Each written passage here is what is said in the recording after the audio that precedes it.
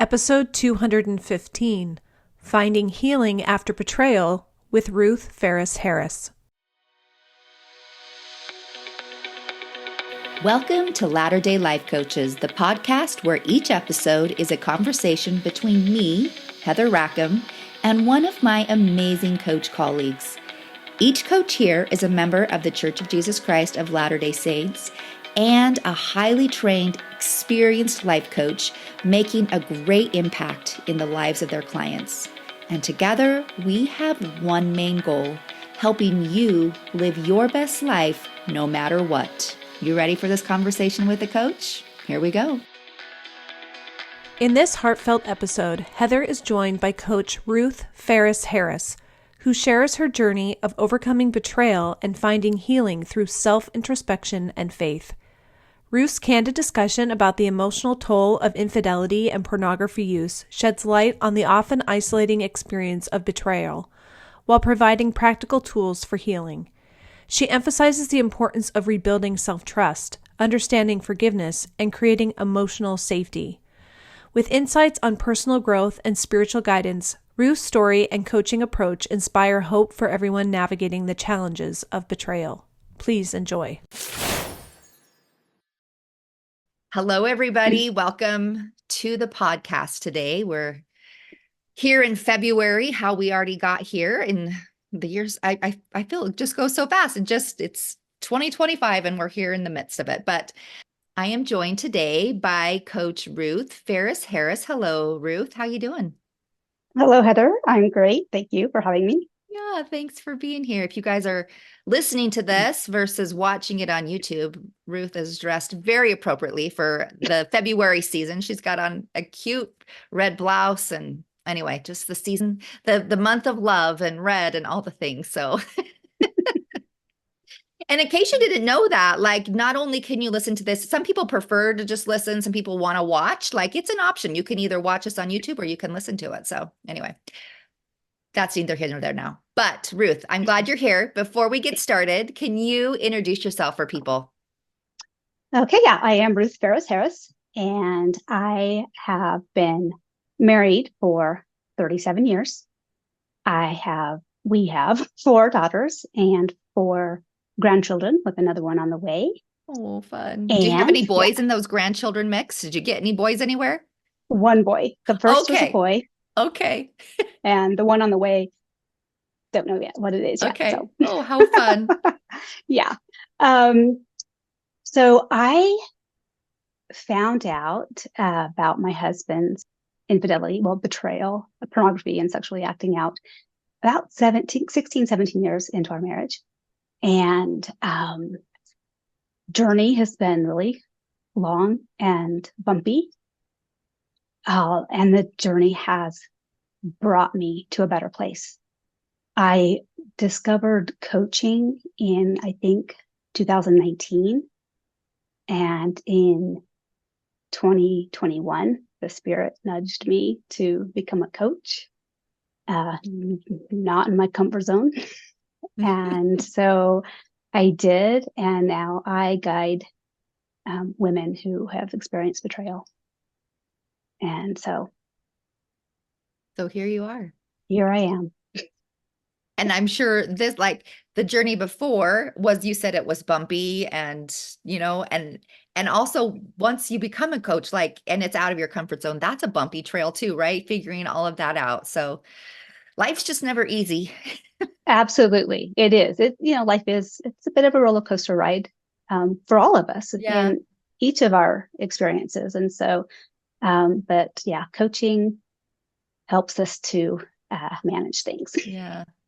Well, I am really grateful and appreciative that I'm sure that the topic that we're talking about today is not like it's not necessarily a position that people ever hope to find themselves in. Absolutely. They're not like, oh, I hope that I get to work with Ruth someday. Because that likely means that they are struggling with some pretty big stuff. And but I'm really glad that you are a resource and followed that nudge, because this is an area where people probably feel very unseen, feel very like they're the only ones that are experiencing this. Like it's got to be it's a difficult position to be in. Yeah, absolutely. Self-imposed isolation is huge. Yeah. When we learn of betrayal, most people don't speak to anyone for years. They don't feel like it's their problem to share. It's their husband's. I'll speak of it as a wife being the betrayed, because it certainly happens the other way around. There are husbands that are betrayed by their wives, but I'll just speak to it to simplify it in the wife being the betrayed, the husband being the betrayer. And it's lonely, because we know we're not the only ones, but it's hard to actually believe it. And that's true for a lot of things. Yeah. Knowing and believing are two different things. Absolutely. Absolutely. I'm sure the emotions that come along with that, like there's devastation and hopelessness after discovering a spouse's pornography use or infidelity. Can you share how this can become a turning point for positive change in a marriage? And I know that probably seems like a leap for a lot of people, like just to be like, oh yeah, this can't be, there's nothing good that can come from this. And not that we're trying to sugarcoat it or like downplay any of it, but I think it's important to start with some hopefulness when there can feel like there's a lot of hopelessness. So can you share some of that with us? Yeah, absolutely devastating to discover. Although a lot of women feel a sense of relief, many times we suspect something's going on, and even though we may ask our husband about it, they'll lie and tell us everything is fine. And so when you actually do discover that what you have been tracking is accurate, relief. Also, you it's comforting because you thought you're crazy, and to realize that you're not. It's a relief. And also, hope is hard to find. And that's where the turning point can be, because it's the opportunity for each partner to do their work for healing. And there's a lot of challenges with the wife, the betrayed, thinking that it's because of her. The truth is, usually, almost every case, the behaviors began before they even knew their spouse. And again, knowing that they were doing these behaviors before they even knew you, and still believing it's not about you, is a challenge. It's really, but it is an opportunity for not taking responsibility for their choices, but looking at yourself and seeing how you have shown up in the marriage. What is it? What would it be like to be married to me? Do I shrink back? I'm not seen, not heard, not knowable, or am I overbearing? And you get to take responsibility for yourself and learn about yourself. That self-introspection is painful, it's difficult, it's so important to do. And then as the husband, if they choose to do their work, then they can come together and have a marriage that is stronger and more connected. Mm-hmm. We can never downplay the importance, I think, of self-introspection and doing that own internal work. There, in any marriage, there tends to be entanglement, enmeshment, right? Like things we do affect things that our spouse does, and things our spouse do affects things that we do. And a situation like this gives you the opportunity to do that internal work to help kind of untangle those relationships so that you can do things from a more clean space versus an entangled place where you're not acting the way that you want to as an individual. Right. Yeah. We all have patterns of behavior. A lot of times in marriage, like they talk about the dance, you do this and then they do that. And we have patterns of how we handle things. And we may realize, when we take a closer look, that those patterns are not helpful. Right. Yeah. And which is not the marriage we want. Right. Which is not to say that it's your fault, right? Like nobody's saying that absolutely. either, right? But it's just it's an opportunity for personal growth. And I do think that that's probably, it is helpful to work with somebody while you're doing that, because it can be easy to start to internalize it as if, oh, like I failed or I did something wrong. I could have done something different. Oh, absolutely. Yeah. Absolutely.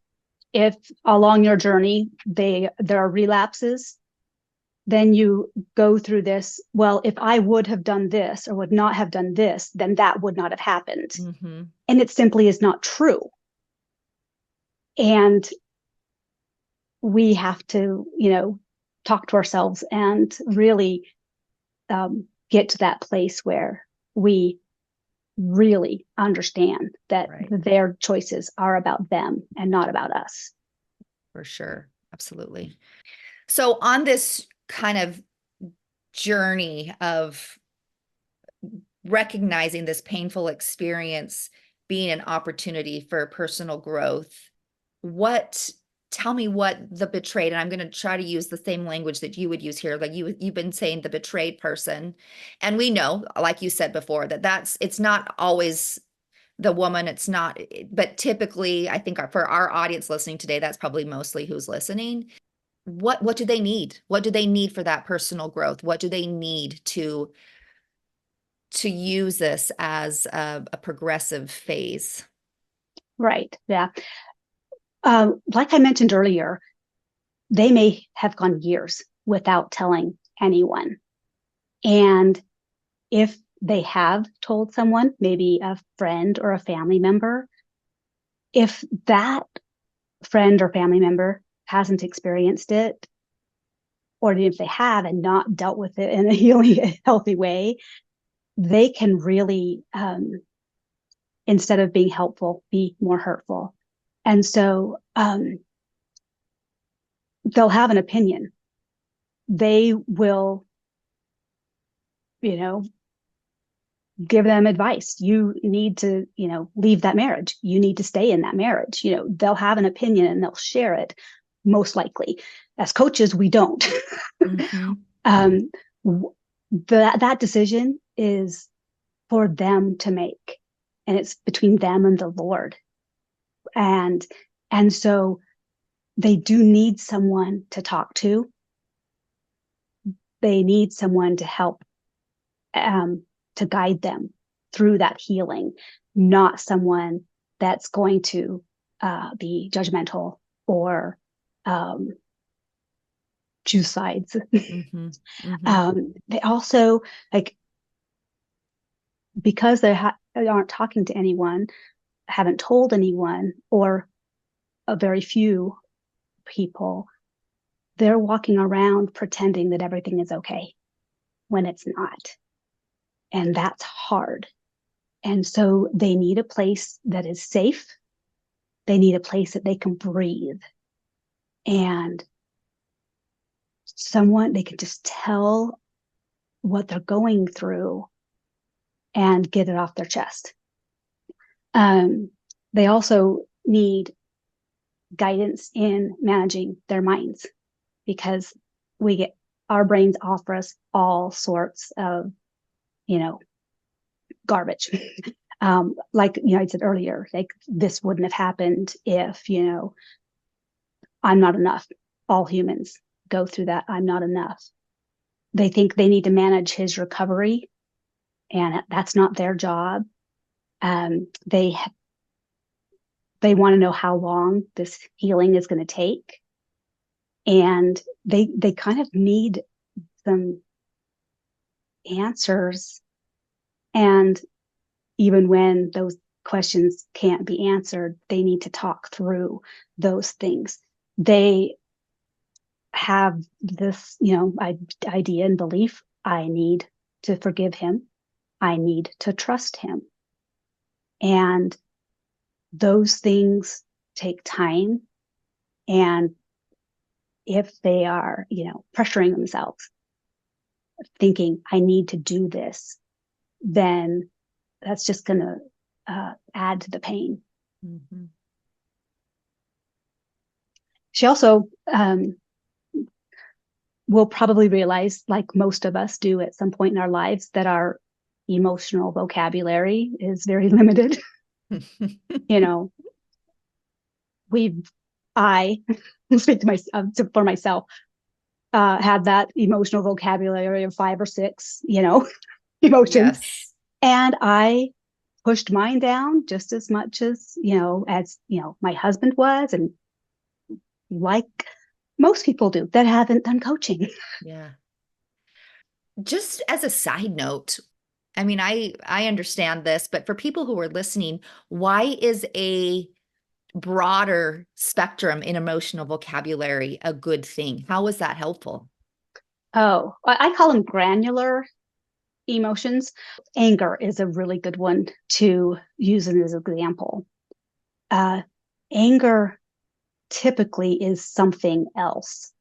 It's fear. It's, frustration. And so as we expand that vocabulary, it just helps us to understand ourselves more deeply.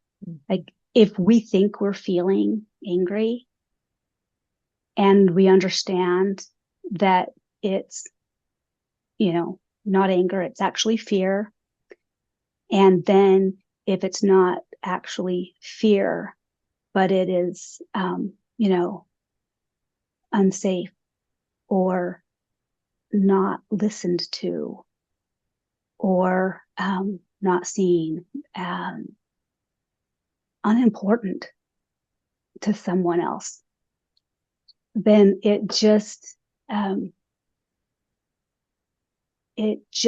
hones in on what the true experience is. Mm-hmm. Yeah. Not only that, and thank you for clarifying that, but I think for me, I've learned that if I can get really specific on what it is I'm feeling versus, just the general, I think anger seems to be like an umbrella for a lot of emotions, right? Right. I can recognize what it is that I need. Like, okay, if I'm feeling unimportant right now, I might create an opportunity within myself. Like, I can show myself that I am important versus waiting for somebody Right. else to show that to me. But if I'm Right. just saying I'm angry, it doesn't really give me the opportunity to see what is it that I am needing right now. Right. So if we can be really specific, Absolutely. couple, just Absolutely. for people, like if you've never seen a feelings wheel or something Oh, yeah. like that, I like should pick. then I think this I've is a got one right great here. thing. I know I have one right here too. It's a great tool for anybody who's listening, like, because we usually have a vocabulary of like sad, mad, angry, happy, whatever. And Yeah. a feelings wheel will kind of divide it up and kind of show you some of those emotions that sometimes are underlying in those bigger categories. And it can be very helpful just to be like, oh, I'm not necessarily just angry. What it is something a little bit more specific. Yeah. You Just span out labeling in it. that little Yes. pie. Yeah. Yeah. Just Everybody go look labeling it up if you it. don't have one. Yes. Just the Yeah. label of saying, oh, actually, I'm feeling this is really empowering. Yeah. And anyway, so I'm Yeah. just deterring us, but I was Yeah. curious if you could just expand on that. So Yeah. thank you. Yeah. Well, and with that, another thing that they're going to need is managing their emotional, their trauma. They need to calm themselves down with the trauma responses that they are likely to have. Learning to regulate their nervous system, I think, right? Like we have Yes. emotions, but we also have a nervous system reaction to things, Yes. which I think also, like, I used to just kind of clump those all together. Like nervous system, emotions is just kind of the same. And it's very different, actually. Like Right. understanding what our emotions are versus what our nervous system, how our nervous system, which is like our automatic response to things, Yes. is so important too. And sometimes we have those nervous system responses that we don't understand. Oh, yeah. And so learning to acknowledge them and to work through them is huge, because a lot of betrayed, like, go through a trauma response. Yeah. So what are some practical strategies or tools that you have seen help? I don't want to say couples, but kind of, because once somebody starts doing some work there, it does help a relationship. But as an individual, as you work with individuals, what helps them reestablish emotional and physical connection and intimacy after infidelity or pornography? Yeah, well, that, before you can have intimacy, got to have safety. And honesty is required. Someone who's had a pattern of lying and deceiving, they've got to learn to be honest. And so that's, they have their work to do. And on the betrayed side, their work, there are things that are similar, and there are things that are, just theirs alone, as far as, and again, they need to heal individually, because when you have two healthy people coming together, you can't have a healthy relationship with a healthy individual and an unhealthy individual. That they need to both be in a good place to form that. So obviously trust is shattered. And trust is an interesting thing, because it's a choice. We can choose to trust someone who is not trustworthy. Most of my clients have been there. I have been there. We can choose to not trust someone who is trustworthy. And so we want to trust again. Our spouses want us to trust again. And it's not wise to trust and extend that trust too quickly. And so one exercise, you can call it a tool, that I invite my clients to use is to list what you can trust in your husband.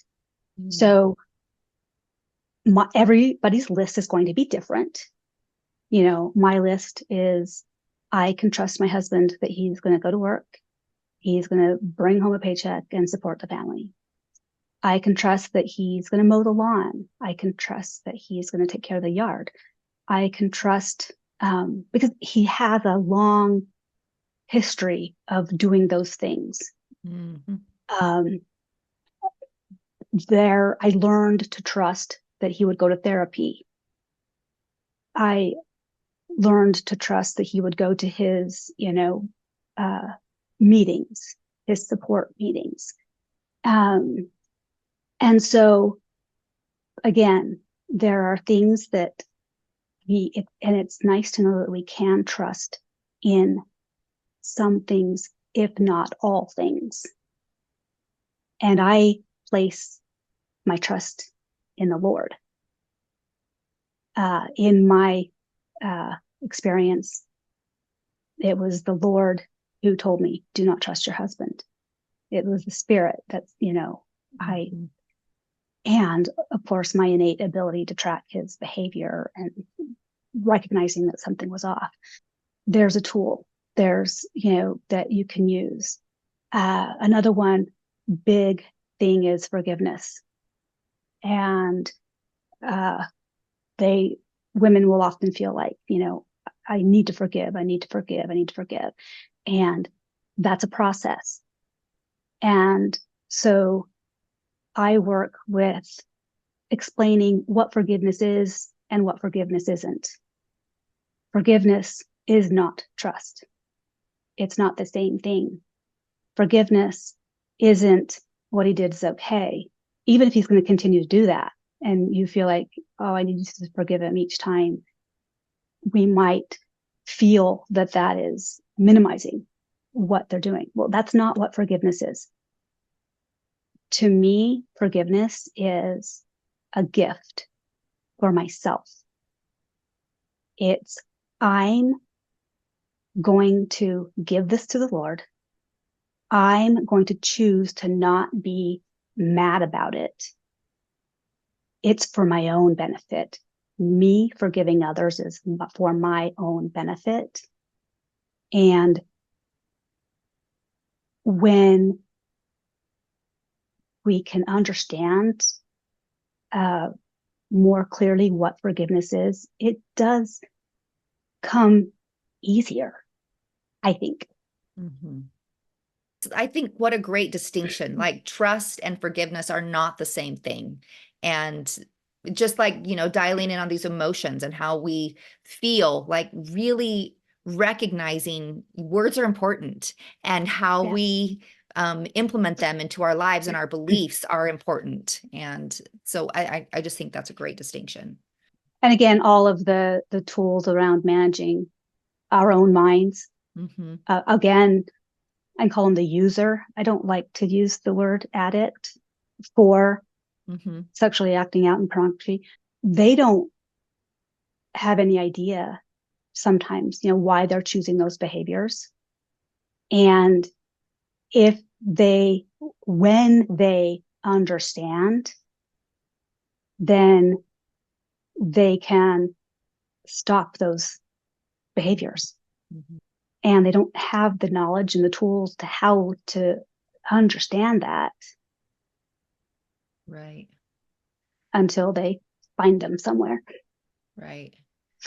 I think it's also like, there's so many different ways this can go, right? Like, I'm assuming there's a lot of times when the betrayer is not really necessarily willing to do the work to Absolutely. heal a relationship. And I'm sure there's many times when the betrayer is willing to do that work, but that's either way, the work that somebody does for themselves, whatever their spouse is choosing, if they want to participate in this healing process or not, your growth will still be like, that's inevitable. It's inevitable that you're going to experience personal growth here. Right. And when you do the work, there's a lot of watching and waiting, but it's not just watching and waiting to see what your spouse will do. Mm-hmm. It's you're doing your work as you're watching and waiting to see what they will do. Mm-hmm. And as you do your work, no matter what they decide, you're going to be in a better place. And you are going to be more confident in your decisions, whether to stay or whether to go. And I tell my clients, again, it's up to them whether they choose to stay or to go. Mm-hmm. And they only need one reason. And like that reason. Mm-hmm. And it's nobody else's business if they think it's a good reason or not to stay or to go. Yeah. And they can only come to that place of doing that confidently, not without scary. It's hard either way, Right. right? Right. But they can be solid in their decision. And that comes when they've done their own work. Right. Because as you talked about trust earlier, like what can you trust in your spouse, right? And you said you can trust in specific things. You also said you can trust in the Lord. You put your trust in the Lord. But there's a very important piece in there, and that is self-trust, learning to trust yourself, that Yep. you will keep yourself safe emotionally and Yes. physically in a situation, that you can trust yourself and the inklings of um like understanding and trusting what you want and knowing that Yes. there is validity in that. So your Yes. self-trust is Yeah. such an important thing. Yeah. And at Discovery, most, many, I don't know about most, many women don't have self-trust. Right. The way my experience played out, there are some things that are just different than the more common way in it. And I knew I could trust the Lord, and I knew I could trust myself because of the way I discovered how it played out, right? Um, a lot of women don't trust themselves because for example, if it did kind of blindside them, they just kind of blindsided by the whole thing. They don't trust themselves because they thought things were fine. Yeah. And then they How learned, come I didn't know? how did I not know Yeah. this? And usually what they discover as time goes by and they do the self-introspection and they look at their patterns, and a lot of times they realize they just weren't paying attention, caught up in other things in life and not really focusing on their partner, Right. and that they maybe were showing up differently. I would imagine also, just because I've seen this play out in other areas, it's like, I felt like I was supposed to marry this person. I felt like I got my prayer answered, that this was the right person to marry.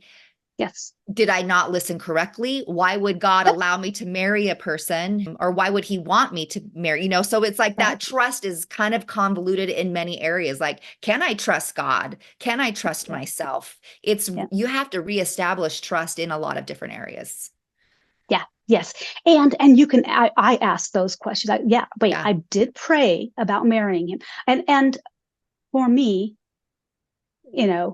again, married a long time ago, I had no idea that this was a part of his, experience, that he, used pornography as a teenager. And honestly, I questioned whether maybe I didn't listen right. Maybe I wasn't worthy of getting the,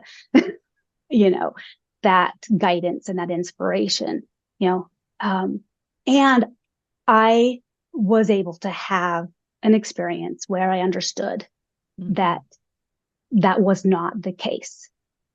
And it's, and so again, it takes work to understand and it takes faith, and your mind can be opened up to understanding something that doesn't, that you're questioning. Mm-hmm. Mm-hmm. And I honestly, I believed, well, I believe now, when there wasn't much available for, and I believe that if he had told me he had used pornography back in the day, um, I think my parents, I think my bishop, I think most people would have said, run away. Because it was so, shameful, and there weren't resources. And I have learned through this painful experience that I am glad that I married him. That wasn't always the case, of course. Mhm. And that I know everything is going to be okay. I have no idea what that picture looks like for this lifetime or eternity. And I trust in the promises of the Lord. And so I know everything's going to be okay. And this journey really has helped me to be the person, more of the person that I want to be, work in progress. um, Absolutely. and so, and I don't believe I could have done it any other way. I mean, lots of people do it in lots of different Right. ways. Right. And this is my path. Yeah. I mean, what's the alternative, right? Thinking that you totally messed up and that you should have done, like, the alternative is not going to get you thinking or being upset with yourself or shaming yourself for any of the decisions you made or how you've handled a situation, though that feels sometimes like what we want to do, where that's not, Indulgent. yeah, But that's yeah, not going to help you live a life that you ultimately want to live. And right. you get to, like, this is a perfect example of using our agency in a way that helps us to be us, to be the person who we are Yes. inside without all the stuff that's covered us up, right? Like, we get to use our agency to be who we want to be. Yes, absolutely. And, I have, chosen to stay in my marriage, and I can change my mind if I choose to. And so, you know, holding that fact that I have agency, that is a strength to me. And so, as I go along this journey, just because I decided to marry him 37 years ago or longer, um, doesn't mean that I have to stay married to him. Mhm. And beautiful day when I could separate my husband's choices from who he is. And that is difficult to do. When you, literally realize I do not know this person I'm married to. They've been doing all of these things and lying and deceiving. That's the most painful part, is the fact that they are capable of lying and deceiving you so deeply. And so our mind does this. They are the worst thing that they've ever done. And that's not true. None of us are the worst. I'm not the worst thing I've ever done. Thank goodness. Right. You're right. And so, as you do that healing work, then you get to these places where I can separate and see my husband's potential. He's an amazing man, and he had this choice habit that pulled him down.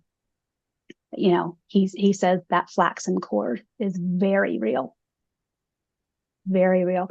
And I told you I don't like to use addiction Mhm.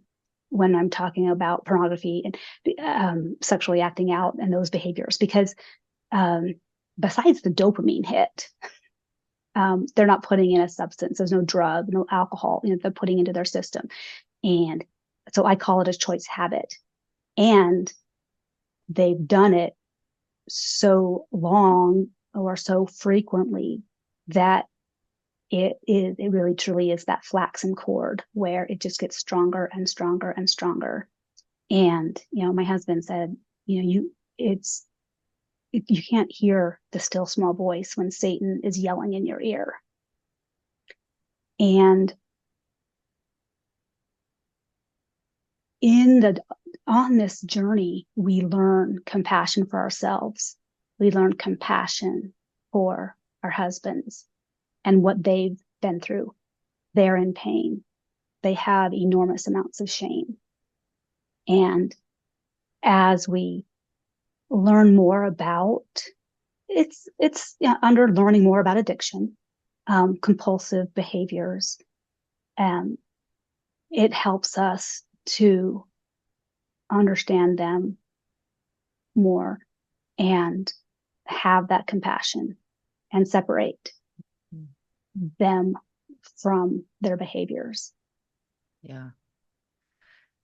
I would imagine the skill level of communication has to almost come to a different level than probably where it was before. Your ability to communicate becomes very important. Absolutely. And it's a challenge. Mm-hmm. It's a challenge to change how you've done things in the past and find a new way to do them. And so that is definitely a process that takes a lot of time. And, in answer to that question, I mentioned at the beginning that, the betrayed wants to know, how long is this going to take? Mm-hmm. Yep. We just want an answer. Just let me know how long right? we have to feel this way. There's this 12-step program I've heard about. And Mm-hmm. so go do that. And in 12 weeks, you'll be better. Mm-hmm. And on the women's side, there's these 12, there's a book, 12 principles. You do that and, oh, got it. We're good. That's not the way it works. Yeah, that And feels so tangible, right? It feels like something that you can put your faith into at that moment. Yeah, and the light at the end of the tunnel. Yeah. And I like to say, and I'm tying this back into the communication thing, this is something that we want to actually continue to work on for the rest of our lives. Mm-hmm. And we'll make progress, and then we'll fall back into our old ways, and then we'll make some more progress. And, and so, and I think it's a good thing to kind of just want it to be a lifetime work. Mm-hmm. Because you get to where, things are better, and you're feeling better. You're more able to show up as the person that you want to be. Your husband's doing better. The relationship, you're doing better. And we just want to keep progressing. And there's going to be something else that pops into our lives that we're going to have to face. And then we've got some skills that we can apply, because these skills apply to all of life's challenges. Mm-hmm. Yeah. Like, we never want to plateau, right? I mean, I think we think we want to get someplace and that we want it to kind of stay.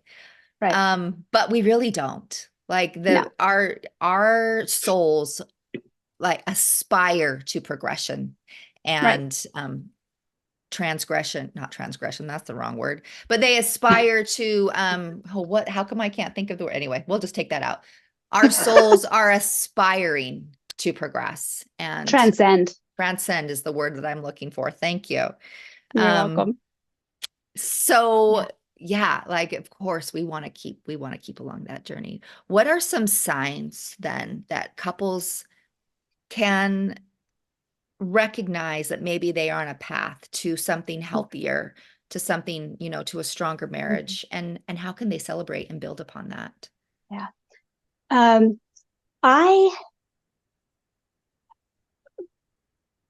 Many women that I've talked to and coached have their husbands tend to be angry when they're not in a good place. My husband wasn't like that. And I remember thinking, well, that's not fair. That is a sure sign, that they have relapsed or something, And so that, that's not a true thought. Um, when you, speaking of the communication, when your communication changes and you can talk about those, difficult topics, challenging, uncomfortable, and they don't get defensive. They're taking responsibility for their actions, and they can they're able to not go into shame, talking about something seemingly shameless. Mm-hmm. It doesn't even have to be a difficult topic, conversation. That is a sign that they're making progress, when they're willing to be open and honest and transparent in their day-to-day lives. Good sign that they are working toward healing. On the betrayed side of things, when you can think of things, see things, something that used to be a trigger, and it's no longer a trigger, that pain, that intense pain, is no longer there. You don't spiral down. Beautiful day, beautiful. And that is and smaller signs along the way. For example, if there's a relapse, and he actually comes and, tells you, instead of, hiding it, and then, weeks, months, years later telling you, or she having to discover it. The fact that he's willing to, even when he has, made a choice that is not, in line with who he wants to be, then he's owning it and taking responsibility. And it doesn't even have to be the wife that he tells. Me personally, I want to know. It could be his support person, his coach, mm-hmm. his therapist, his, mentor. And on because the fact is, we learn skills and we don't always use them. And so on their side, they're learning skills, but they didn't use it, and that leads to a relapse. On the betrayed side, when you learn of that they've, maybe had a relapse, you get to decide how you're going to respond, not react. Mm-hmm. And that shows growth. Yeah. So much. First of all, you have a demeanor that's very calming. And I'm assuming that anybody who is in this position, who is looking for help going through this process, like, you have this perfectly matched demeanor to kind of help, like, I don't know, almost calm somebody. So I feel very calm after talking with you. Because there is but also, like, we've talked about so much, and there is so much this process, yet I don't feel overwhelmed. There's hope here. There's peace here. And I'm grateful for your willingness to share your experience and your husband's experience. So thank you, Ruth, for being with us today. Well, thank you. That is very kind of you to say that, because part of me arguing with the Lord on being a coach was, there are coaches out there that do this. I don't need to do this. And I had that, message of, you have something to offer, and you offer it differently than others. Yeah. And you will be some people's person. Mm-hmm. And so I did. Yeah. Well, good job for stepping into something super scary. Yeah. Before I let you go, can you share with people how they can connect with you for further contact and help? Yes. Well, I do one-on-one coaching is what I offer. I have a podcast. It is Better Than Before Betrayal is the name of the podcast. And I have a website that is the same name. Okay. betterthanbeforebetrayal.com. Awesome. And that's where people can find me. We will link to those things in the show notes to make it easier for people to find. Thank you. And Thank you for having me. To those of you who are listening, who are in need of help from Ruth, who have found yourself in this situation, know that our hearts are with you, and how grateful we are for the day and age that we live in, that we have these tools, and there's so much hope available and so much joy still available to us. And I'm so glad that that we can offer things that we offer. So thank you. Thank you. All right. We will see you all again next time. Have a good one, everyone. Hey, we just wanted to thank you for spending part of your day here with us at Latter-day Life Coaches and being part of this conversation. Share this with your friends so that you can have a conversation with them on this topic as well. And as always, subscribe so you don't miss a single episode. Have a good one, my friends.